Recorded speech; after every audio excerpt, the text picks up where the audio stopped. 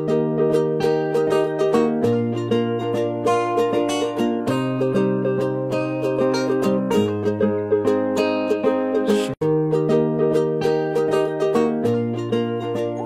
et bienvenue dans cette nouvelle émission d'Astro Vidéo. J'adore commencer par cette phrase-là. Alors, je viens de la fête de l'Humain. Alors, vous voyez, j'ai encore mon petit bracelet de l'humanité. Et c'était sympa. En fait, ça bouge pas mal là-bas, hein. Il y a de la bonne musique, il y a du bon son, il y a des débats d'idées. Ça y va vraiment. Et surtout, vous ne savez peut-être pas, mais en tout cas, il y a comme un salon du livre. Donc c'est vraiment super intéressant. Je vous ai dégoté deux auteurs notamment le prof de philo de Plus belle la vie. C'est rigolo, on va faire une émission ensemble. Vous voyez le hasard, tout ça, la fête de l'Humain quand même. C'était ma première fois, c'était rigolo. Et vraiment, c'était une belle expérience. Alors nous sommes aujourd'hui au lac du Bois de Vincennes. Vous savez que c'est un endroit que j'aime beaucoup. Il ne pleut pas, il ne pleut plus. Donc allez, on va parler des aspects marquants de ce 13 septembre 2015. Alors, les aspects sont très intéressants, d'autant plus que ce matin, entre 4h55 ou 4h15, je ne sais plus exactement, jusqu'à 9h15, alors évidemment temps universel, c'était l'éclipse de soleil partielle. C'est quand même la 10e éclipse du 21e siècle et elle prépare le terrain pour l'éclipse de lune du 28 septembre. Une un très gros événement astrologique dont on aura l'occasion de reparler par la suite. Donc on va dire qu'on prépare le terrain. Alors très souvent, et j'en ai parlé dans les différents types d'astrologie, donc sur la rubrique que je fais pour le guide de la voyance, tous les 15 jours, j'ai parlé d'astrologie climatique. Et bien vous voyez, quand il y a une éclipse comme ça, partielle, ou une éclipse, très souvent ça peut avoir des incidences ou des conséquences sur le climat. Et je crois bien d'ailleurs que on voit bien je crois qu'il y a eu un tremblement de terre ce matin, je n'ai pas eu le temps de vérifier encore, mais il me semble bien. Ça vient juste en concomitance avec justement cette éclipse partielle de soleil. Et puis n'oubliez pas qu'en ce moment nous avons l'eau qui a monté incroyablement dans le Gard, dans le Var, dans la Drôme, hein, donc on a vraiment des incidences des planètes. Alors vous imaginez sur notre caractère. Alors on va parler de ces fameux aspects, hein, cet aspect partiel d'éclipse. Elle se passe, le soleil est à 20 degrés dans le signe de la Vierge. La Vierge, vous vous rappelez, c'est aussi le signe de l'économie. Alors on va se dire qu'il y a quelque chose qui a été assombri, il n'y a plus de lumière à un moment donné dans l'économie. Que va-t-il se passer? Eh bien ça va être les prochains challenges, d'autant plus que ça fait un 150 degrés, c'est-à-dire, vous savez, c'est un équivoque, hein, on ne sait pas trop sur quel pied danser, avec Uranus en bélier. Uranus est à 19 degrés 36 rétrograde, hein, qui recule par rapport à la Terre visuellement.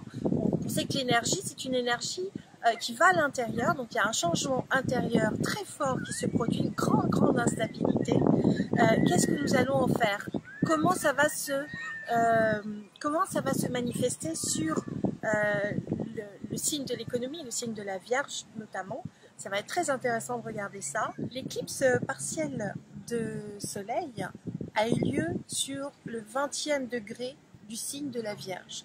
La Vierge, c'est le signe de l'économie. Entre autres, il y a plein de symboles, c'est un signe de service, mais c'est aussi, vous savez, c'est quand on rentre le blé à la fin de l'été, on engrange, on range, on trie. Donc ça, c'est un signe d'économie. Donc, ça fait un aspect d'ambiguïté, hein, c'est un 150 degrés, ça veut dire qu'il y a 5 signes d'écart, 30 degrés par signe. Et donc là, ça va faire un aspect quasiment exact, ça a juste dépassé à peine, avec Uranus dans le signe du Bélier. Alors, Uranus, c'est les ondes, mais c'est aussi l'instabilité. Dans le signe du Bélier, ça veut dire qu'il peut y avoir une impulsivité qui n'est peut-être pas forcément très juste en matière d'économie. Donc il y a peut-être une mauvaise évaluation, ou en tout cas l'instabilité elle est quand même très importante n'oublions pas qu'il y a le carré entre Uranus et Pluton qui est à l'état latent et qui va venir se resserrer au mois de décembre. J'en parle beaucoup pour l'instant. Pluton est à 13 degrés, Uranus est à 19,36. Donc là, pour l'instant, c'est assez large. Mais quand ça va se resserrer au mois de décembre, on va se dire qu'on est en train de se diriger vers une sorte de goulot d'étranglement. Et c'est en ce moment que tout se joue. Tout s'est joué un petit peu avant, mais là, on a vraiment une obligation de faire très attention. Alors, quand il y a un 150 degrés, c'est un équivoque. Ça veut dire que ça pourrait être bon, ça pourrait être mauvais. Tout dépend comment on va prendre les choses. Si vous décidez, par exemple, que vous allez être nickel dans vos papiers, que vous allez bien vous organiser dans vos dépenses, que finalement vous allez prévoir votre plan économique, tout ça c'est nickel.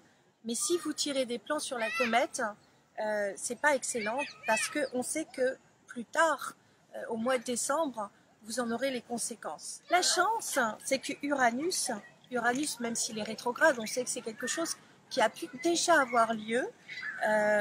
Uranus fait un très très bel aspect avec Chiron, le guérisseur. Donc c'est un guérisseur sur une blessure. Il est dans le signe du Poisson et il est juste à l'opposé du signe où a eu lieu l'éclipse, donc en Vierge. Alors ça veut dire que ça pourrait mal se passer, il y a une grande instabilité, mais si on est un peu futé et si on fait vraiment attention, on peut s'en sortir.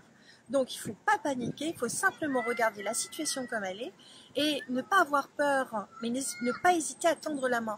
Vous savez, le Poisson, c'est quand même le signe de la compassion, c'est un signe christique.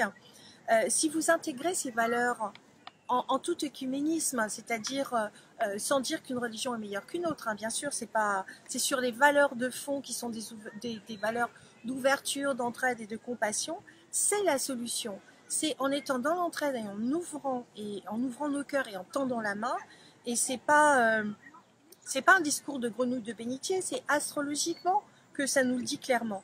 Et d'ailleurs, Uranus, qui est dans le signe du Bélier, fait un trigone avec Vénus. Vénus, c'est le maître du Verseau et de la Balance. La Balance est quand même le symbole de la justice aussi, avec Jupiter, qui est le maître du Sagittaire.